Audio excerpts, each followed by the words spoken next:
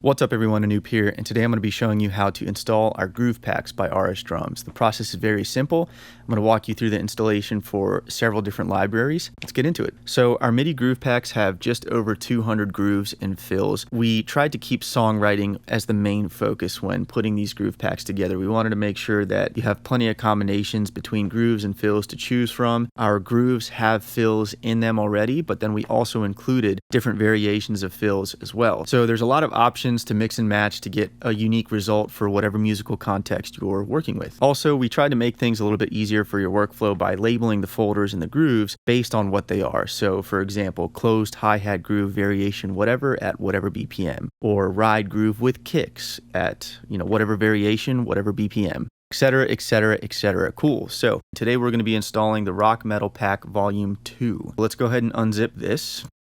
And it's a very small file, so it shouldn't take that long. And then you'll notice we have MIDI mappings for several different libraries. We wanted to include MIDI mappings for a bunch of different stuff because we understand people just have their go-to libraries that they like to use. Today we're going to be installing pretty much all of these except for Mixwave. The installation process for the groove players inside of Kontakt libraries is going to be the same for everything that I'm going to show you today. ToonTrack is the only one that's a little bit different. The reason why we're not going to go into Mixwave is just because with Mixwave, it's just as simple as opening the folder and then going in and dragging the MIDI file into your edit window to use the groove. This is what I was talking about earlier. All the folders are kind of organized to very quickly show you what the groove is supposed to be. So again, closed hats groove, we have several different BPM options, metal groove with kick, open crash groove, ride bell groove, and the BPMs that we have listed are just suggested BPMs. You can definitely change those and mess around and have it fluctuate, do whatever you need to for the song. All right, so installation for Fairview. We're going to copy this folder, Command C on a Mac, or you can right click and select copy.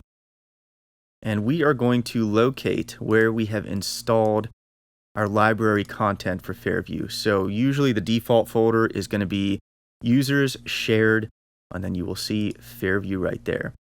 And then you'll find this MIDI files folder, and all we're going to do is paste this into there.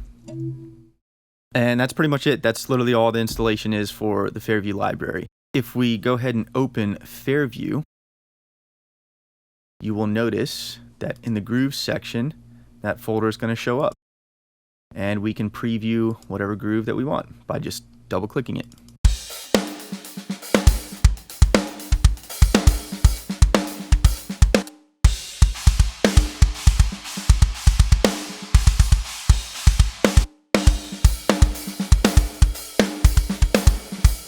Pretty simple. All right, moving forward, we are going to install this for Invasion. So same thing, I'm going to keep this window open. We're going to copy the folder for GGD. We're going to come over here and find the Invasion folder. We're going to go to MIDI files, and we're just going to paste this there. I already have Invasion loaded, so we're going to open that up, go to the groove player, and there you go. Same deal.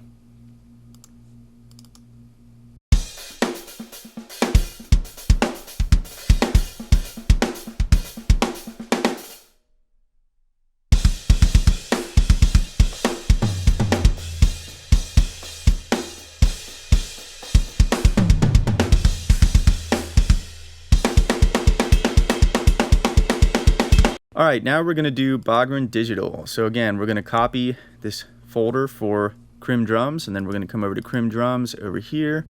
We're just going to paste it into the MIDI files folder. Go ahead and open up Krimh drums and see how it sounds.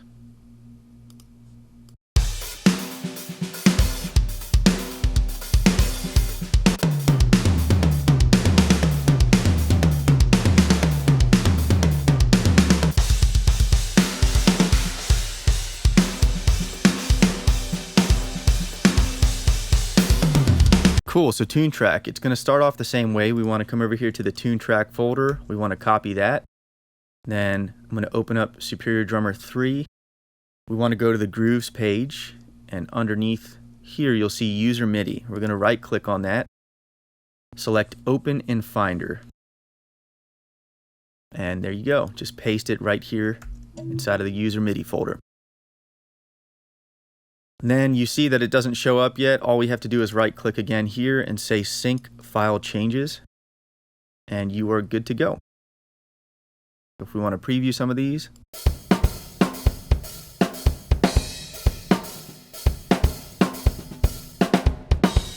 I'm going to go ahead and load up Progressive Easy X. And same thing, just we'll preview some of these grooves.